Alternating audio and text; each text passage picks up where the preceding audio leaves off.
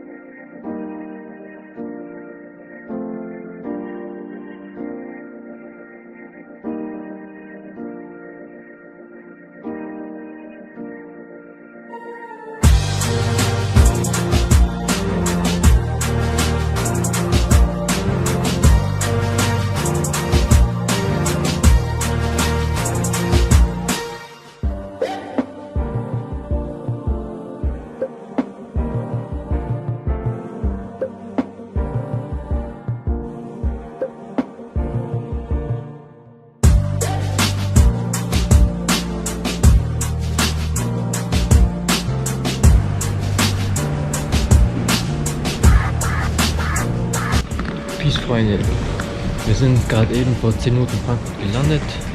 Der Flug war ganz in Ordnung. Leider gab es bei uns einen medizinischen Notfall. Eine Frau hatte Herzprobleme und es sind 2 Krankenwagen zu uns gekommen und haben sie dann ärztlich behandelt in unserem Flugzeug. Und ja, das war es dann auch mit dem Urlaub. 11 Tage in Rhodos, war sehr schön. Und ja, jetzt holen wir unsere Koffer ab. Und dann geht's zum ICE Richtung Stuttgart und dann nach Hause. Also dann, ich bedanke mich herzlich bei euch fürs Zuschauen. Ich hoffe, das Video hat euch gefallen. Und ja, lasst gerne ein Abo und ein Like da oder vielleicht auch einen Kommentar. Haut rein und